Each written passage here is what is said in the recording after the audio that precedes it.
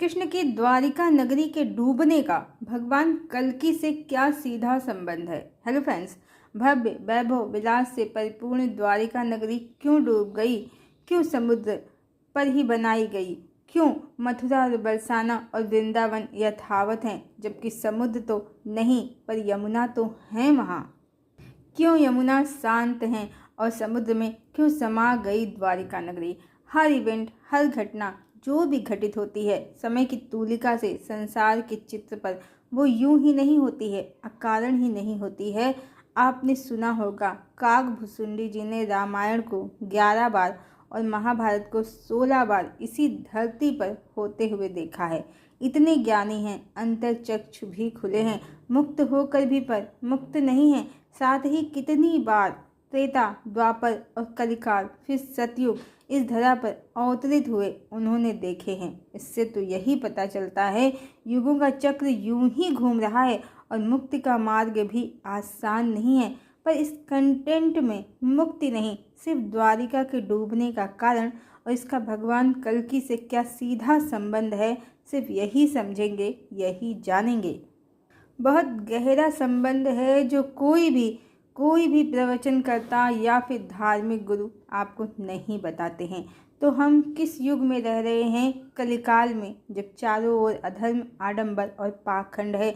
साथ ही धर्म के 3 चरण नहीं हैं, सिर्फ एक चरण है जो अब विलुप्त ही है। इसीलिए पाप, अत्याचार, भ्रष्टाचार और बलात्कार सब बहुतायत में हो रहे हैं, दिख भी रहे हैं। तमाम सोशल प्लेटफॉर्म पर चैनल स्वयं को सनातनी कहने वाले लोग ही चला रहे हैं, जहां राधा कृष्ण, शिव पार्वती और भी हिंदू देवी देवताओं के अश्लील चित्रों के माध्यम से अलंकारिक भाषा में कंटेंट क्रिएट किए जा रहे हैं और लोग खुश होकर सभी राधे राधे जय श्री राम भी कह रहे हैं। भक्ति की आड़ में अश्लीलता बेचकर धनार्जन हो रहा है और कोई विरोध और प्रतिकार भी नहीं हो रहे हैं, बल्कि जय जयकार हो रही है। मतलब हिंदू अंधविश्वासी होकर, सन्मार्ग से भ्रष्ट होकर अधर्म को धर्म समझ रहे हैं। अब ये वो समय है, पर यह संधि काल भी है। सतयुग का अवतरण निश्चित है। जो समाज में हो रहा है वो मात्र अपने अंत के लिए, विनाश के लिए आसुरी सभ्यता, संस्कृत, ईश्वर के क्रोध को बढ़ा रही है, दिन प्रतिदिन, क्षण प्रति क्षण। और मुट्ठी भर लोग ही जो ईश्वर के पथ पर हैं, उनकी सोल राइज हो रही है। कारण धरती का पोल शिफ्ट हो रहा है, धरती की एनर्जी शिफ्ट हो रही है और बहुत ही गुप्त ज्ञान, प्रीसियस नॉलेज कुछ खास लोगों तक अब पहुंच भी रहा है। यहाँ पर द्वारिका डूबने का संबंध कलिकाल के अंत और भगवान कल्कि से क्या है, ये जानने से पहले कुछ और भी जानते हैं। Important, very important. क्या आपको पता है औरत शब्द हिंदी का शब्द नहीं है और ये हिंदी वर्णमाला में हम सब पढ़ चुके हैं। ये मूलतः अरबी का शब्द है जिसका अर्थ स्त्री के जननांग और जिसे देखकर लज्जा आए, जो देखने योग्य नहीं है वो है इसका शाब्दिक अर्थ। और ये शब्द 1970 से पहले ही हिंदी वर्णमाला में आ गया है। इसका अर्थ क्या है? कलिकाल का समाज पर पूरा दबदबा है। सब गलत कोडिंग, गलत स्क्रिप्टिंग हो गई है समाज की, लोगों के मन मस्तिष्क की। इससे रिलेटेड जानकारी, इसका लिंक हमने डिस्क्रिप्शन बॉक्स में डाल दिया है। और जो पाश्चात्य संस्था है श्री कृष्ण के नाम पर, इसकी स्थापना न्यूयॉर्क में 13 जुलाई 1966 को हुई है। मतलब टाइम पीरियड तो वही है। क्यों नाम लिया है इस संस्था का? ये एक ऐसी संस्था है जो राम को अलग मानती है, श्री कृष्ण को अलग मानती है, भगवान विष्णु को श्री कृष्ण का अवतार मानती है, भगवान शिव को श्री कृष्ण का दास मानती है, देवी दुर्गा को श्री कृष्ण की दासी मानती है, भगवान के ही नरसिंह अवतार को गोलोक का द्वारपाल मानती है। यानी ना तो इन्हें ईश्वर का तत्व पता है, ना ये पता है कि सुप्रीम फ्लेम क्या होती है, ना तो इनको, इन बावलों को ये पता है कि हर जीवात्मा परमात्मा के राधा कृष्ण, ये लक्ष्मी नारायण, ये शिव शक्ति फ्लेम की कार्बन कॉपी होती है, जिसको सूक्ष्म और स्थूल शरीर त्याग कर माया से मुक्त होकर मूल स्वरूप से मिला देना ही मुक्ति का मार्ग है। ये मूर्ख अज्ञानी श्री राम और श्री कृष्ण में भेद करते हैं। भगवान राम की एक पत्नी बताते हैं और श्री कृष्ण की हजारों करोड़ों गर्लफ्रेंड, पत्नी, प्रेमिकाएं, जाने क्या क्या इमेजिन करते हैं। जो आदिशक्ति हैं उनका विभाजन और विस्तार बताते हैं, उनकी महिमा का खंडन करते हैं और अंतरिक्ष में विरजा नदी के पार 3 करोड़ योजन में फैला गोलोक बताते हैं, जहाँ सब सखी सहेली लोग श्री कृष्ण के साथ एंजॉय करती हैं। एक पुरुष, करोड़ औरतें, मस्त माहौल बना हुआ है गोलोक में। और देवी राधा गोपियों में प्रमुख गोपी हैं, रास मंडल की प्रमुख गोपी, श्री कृष्ण की प्रमुख सेविका। यही इन नीच कपटी असुरों की कल्पना है। मीठे मीठे भजन और अलंकारिक भाषा में बातें करके इन लोगों ने सब सत्य, सब रहस्य गायब कर दिया है। जबकि गोलोक ही बैकुंठ है, जहाँ राधा कृष्ण ही सीताराम है, लक्ष्मी नारायण है, जहाँ सुप्रीम फ्लेम के अलावा कोई नहीं है, जिनमें विलीन होना ही मुक्ति का मार्ग है। सत्य स्वरूप को पाना है। कुछ भी नहीं पता है इन अज्ञानियों को, असुर, मंद बुद्धि मूर्खों को। पूरे सनातन धर्म का सत्यानाश कर दिया है। इन लोगों ने मेकअप, फैशन और गेटअप बनाकर लोगों से भारी चंदा, डोनेशन लेकर यही कार्यक्रम करते हैं। गरीब और मिडिल क्लास तो इनकी संस्था और भक्ति को अफोर्ड भी नहीं कर सकते हैं। जो इनकी काली सच्चाई है, सेक्स रैकेट चलने के ढेरों किस्से इनके गूगल पर मिल जाएंगे। ईश्वर का झूठा स्वरूप पूजने वाले भगवान के रूप में उनके नाम पर समाज में झूठ, पाखंड और आडंबर का ये व्यापार कर रहे हैं। ये सब क्यों बता रहे हैं हम? एक एक छल कलिदानों का प्रकट करना है। इन लोगों ने देवी राधा को आदिशक्ति, माँ कल्याणी को महालक्ष्मी, माँ भगवती को रास मंडल की गोपी बताकर रुक्मिणी को देवी लक्ष्मी बताया और श्री कृष्ण की रानियों को जो जीवात्माएं थी उनको देवी सीता, देवी लक्ष्मी का विभाजन, विस्तार, एक एक सिद्धांत सनातन का इस तरह से समाप्त करने का पूरा षड्यंत्र किया है इन लोगों ने। इस ज्यूस संस्था ने हिंदू का चोला ओढ़कर आम जनमानस समझ ही नहीं पाते हैं। हमने अपने बहुत से कंटेंट में बताया है आपको, रुक्मिणी समेत जो भी राम अवतार में भगवान राम पर मोहित हुई, वो ही अपनी आसक्ति के फलस्वरूप श्री कृष्ण अवतार में उनकी रानियां बनी। और आदिशक्ति के परिणय सूत्र में भगवान एक पत्नी व्रती ही रहते हैं। इसीलिए भगवान को जीवात्माओं की इच्छा पूर्ति हेतु माता लक्ष्मी से, देवी राधा से विरह सहना पड़ा। द्वापर में रुक्मिणी राम पर मोहित होने वाली प्रथम स्त्री थी शूर्पणखा, जो राम को जब ना पा सकी तो उनके और उनके कुल नाश की कामना करने लगी। और इसीलिए श्री कृष्ण अवतार में वो श्री कृष्ण की प्रथम रानी बनी। पूर्व जन्म में देवी सीता का हरण करवाने के और राम से राक्षस विधि से विवाह की कामना करने के कारण द्वापर में रुक्मिणी बनकर उसने स्वयं ही अपने हरण की व्यवस्था बनाई और अपने पिता, भाई और कुल की अपकीर्ति का कारण भी बनी। और देवी सीता का पति छीनने की कामना के फलस्वरूप भगवान ने उसको पहले 7 और बाद में 16,100 सौतनों का अपार दंश दिया। न स्वयं पर एकाधिकार दिया, न महारानी का सम्मान दिया। और अंत में क्या हुआ? उसने अपने नेत्रों के सामने अपने सभी पुत्रों को मदिरा पान कर आपस में लड़कर मरते देखा, श्री कृष्ण को संसार त्यागते देखा और द्वारिका का डूबना भी देखा, सब देखा। ध्यान रहे, माता लक्ष्मी आदि शक्ति की हर जन्म में परमपिता परमेश्वर भगवान विष्णु के साथ अलौकिक संबंध की कहानी होती है। जैसे सीताराम, राधा कृष्ण, यशोधरा, सिद्धार्थ।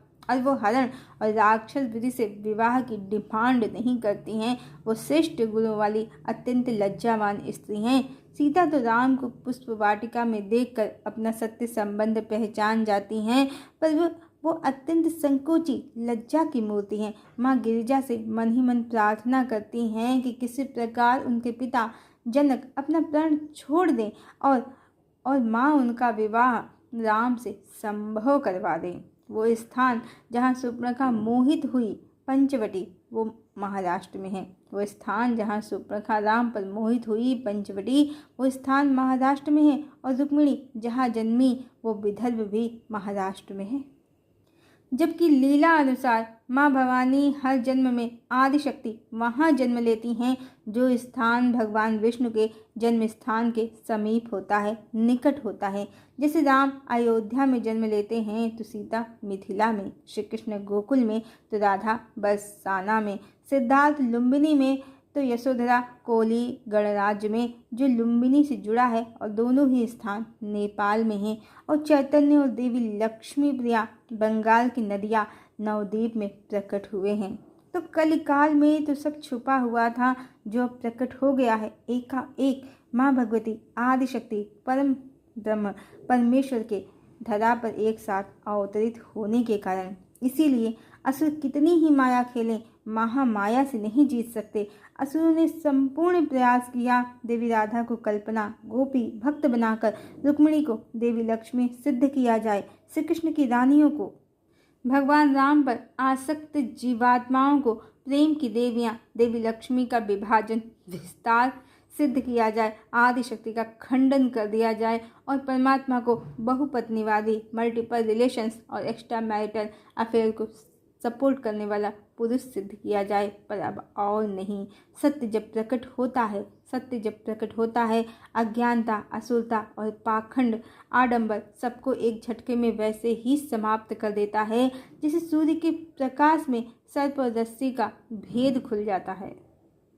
तो 1970 में औरत शब्द हिंदी वर्णमाला में शामिल हो गया था और 1966 में श्री कृष्णा कांसिस के नाम पर ये नकली संस्था आसुरी संस्था का निर्माण भी हो गया था। समाज और संसार भयंकर गर्त में गिर गए थे इन वर्षों में, जिसका परिणाम अब ये संसार भुगत रहा है। इस संस्था ने कलिदानों के शासन के अधीन होकर मनुष्यों को भगवान चैतन्य के नाम पर मूर्ख बनाया और जो वास्तविक मंत्र हरे राम राम राम हरे हरे, हरे कृष्ण कृष्ण कृष्ण हरे हरे है उसको उल्टा कर दिया। हरे का अर्थ राधा बताया और सीता भी, पर राम का अर्थ रा से राधा और माँ से मदन बताया, यानी पहले मंत्र को उल्टा कर दिया। हरे राम के स्थान पर हरे कृष्ण से उसे शुरू किया और फिर उसके बाद राम को मानने से भी इनकार कर दिया। राम और श्री कृष्ण में सिर्फ भेद ही नहीं किया, राम को मानने से भी अस्वीकार कर दिया। हरे वास्तव में हरि का ही संबोधन रूप है और प्रथम बार ये मंत्र कलि संतरण उपनिषद से आया है, जहाँ पर यह स्पष्ट बताया गया है कि ये मंत्र आदि पुरुष नारायण को समर्पित है। जबकि ये संस्था नारायण को श्री कृष्ण का अवतार मानती है। आदि पुरुष तो मानती भी नहीं है, राम को नहीं मानती है। साथ ही यहाँ से मंत्र चुराकर, या फिर कह सकते हैं कि चैतन्य ने जो मंत्र सीधा ही बताया था कलि संतरण उपनिषद से लेकर, असुरों ने मंत्र को उल्टा भी किया, अर्थ भी परिवर्तित किया। क्योंकि कली का अंत ना हो, कलि संतरण उपनिषद का प्रभाव संसार में ना हो, कली का नाश संभव ना हो। और आप देख ही रहे हैं पंच ब्रह्म गणेश, दुर्गा, विष्णु, शिव और सूर्य, इनकी महिमा का पूरी तरह से नाश करने में लगी है ये संस्था। शिव को श्री कृष्ण का दास बताती है, देवी दुर्गा को दासी, और भगवान विष्णु के आठवें अवतार श्री कृष्ण का अवतार परम भगवान नारायण श्री हरि विष्णु को बताती है। ये संस्था बिल्कुल हिरण्यकश्यप की कोडिंग से काम कर रही है, पंच ब्रह्म का सत्य स्वीकार भी नहीं करती है, साथ ही भगवान विष्णु को परम भगवान मानने से इनकार करती है, नारायण को आदि पुरुष मानने से इनकार करती है। हरे राम मंत्र को उल्टा करके इसने मंत्र की ऊर्जा को नष्ट भ्रष्ट करने का काम भी किया। मात्र कलिदानों का शासन धरा पर कायम रहे, इसीलिए ये वैसे भी ज्यूस संस्था है, हिंदू धर्म की संस्था नहीं है। हरे का अर्थ हरि ही होता है, हरि में उनकी शक्ति समाई है। तो आदि पुरुष का अर्थ है आदि शक्ति से युक्त परम पुरुष। इन गूढ़ अर्थों को छुपाकर उल्टी सीधी कहानियों का व्यापार विस्तार इस संस्था ने खूब ही किया है। तो लोग मंत्र भी उल्टा ही पढ़ रहे हैं, राम और कृष्ण में भेद भी कर रहे हैं। हरे मतलब हरि ही होता है, हरि ही सीता है, हरि ही राम है, हरि ही राधा है, हरि ही श्री कृष्ण है। हरि के वास्तविक अर्थ से भी लोग दूर हो गए हैं। वास्तविकता तो यही है कि लक्ष्मी ही विष्णु है, गायत्री है, सीता है, गायत्री ही राधा है, गायत्री ही लक्ष्मी है, आदि शक्ति की आत्मा है, आदि पुरुष की आत्मा है आदि शक्ति। इसीलिए माँ गायत्री की स्तुति में परम पूज्य गुरुदेव पंडित श्री राम शर्माचार्य जी ने कहा है, सविता की शाश्वती शक्ति तुम सावित्री सीता। सविता यानी परम भगवान परमेश्वर परमात्मा। और ये भी कहा है, स्वाहा स्वधा सची ब्रह्माणी राधा रुद्राणी जय सतरूपा वाणी विद्या कमला कल्याणी। हरे का वास्तविक अर्थ हरि है और यह मंत्र हरे राम आदि पुरुष नारायण को ही समर्पित है। इसका रेफरेंस हम डिस्क्रिप्शन बॉक्स में डाल देंगे। बस उस रेफरेंस में ये नहीं बताया है कि आदि पुरुष आदि शक्ति से युक्त परम ब्रह्म परमेश्वर है, न कि केवल मैस्कुलिन फॉर्म ईश्वर की। लेकिन मंत्र का अर्थ वहाँ सही बताया है। वास्तविक मंत्रों को असुर ऊर्जा से प्रेरित मनुष्यों ने उल्टा पुल्टा करके अर्थ के अनर्थ भी किए हैं और मनुष्यों को ज्ञान के पथ से भ्रष्ट भी किया है। तो देवी राधा का रहस्य जाना आपने पाश्चात्य आसुरी संस्था का सत्य भी जाना आपने, श्री कृष्ण के अनेक विवाहों का सत्य भी जाना आपने। अब श्री कृष्ण 64 कलाओं से युक्त होकर जब कल्कि बनकर आए हैं तो सारा किताबी ज्ञान बेबस होने वाला है उन्हें प्रेडिक्ट करने में। देवी राधा ही माँ वैष्णवी हैं, वो ही सीता हैं। राम कौन है? राम ही कल्कि हैं, कृष्ण हैं, आदि पुरुष नारायण की एक ही पत्नी है, माता लक्ष्मी विष्णु विलासिनी। द्वापर में क्या हुआ है? जो जीवात्माएं भगवान राम पर मोहित हुई उनके कारण भगवान को आदि शक्ति से विरह सहना पड़ा और भगवान ने मथुरा को छोड़कर समुद्र पर द्वारिका नगरी बसाई। उसके बाद इन जीवात्माओं से विवाह किया अवैदिक रीति से, जो एक छल था, संसार को मात्र दिखाने के लिए।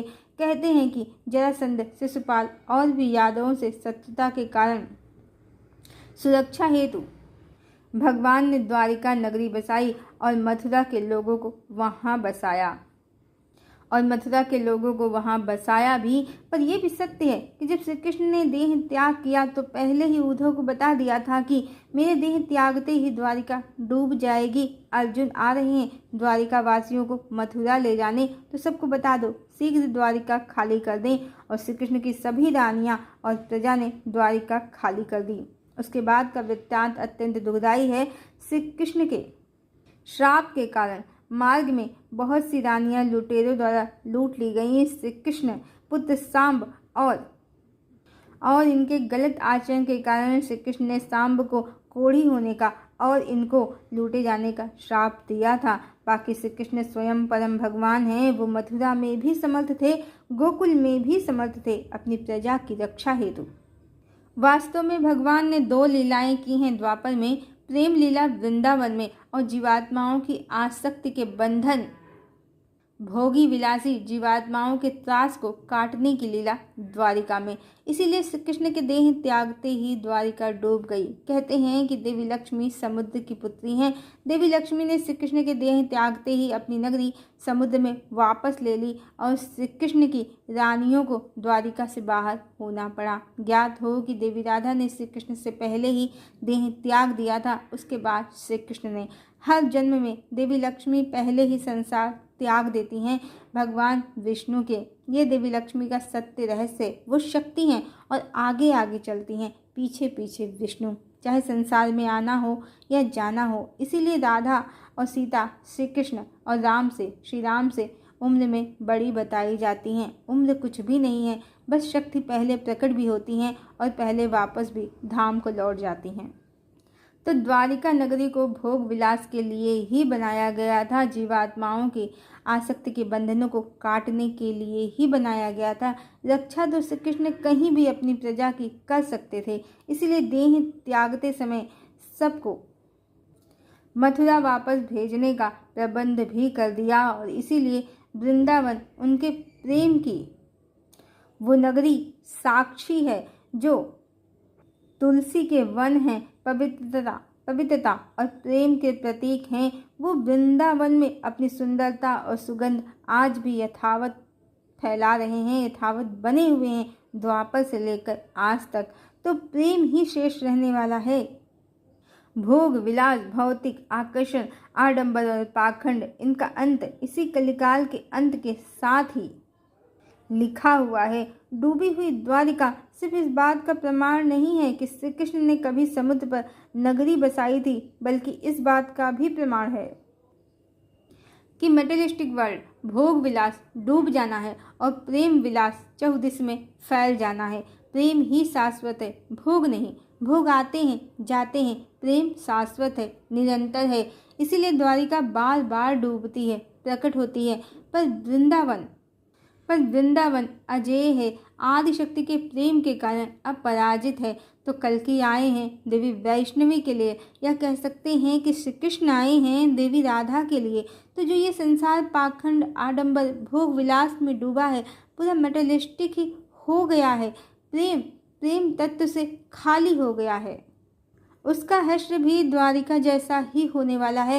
यानी जल प्रलय कलिकाल के अंत के लिए मुख्य भूमिका निभाएगा। जल प्रलय अब सब डूब जाना है, मात्र प्रेम और भक्ति को ही दुनिया पर छाना है।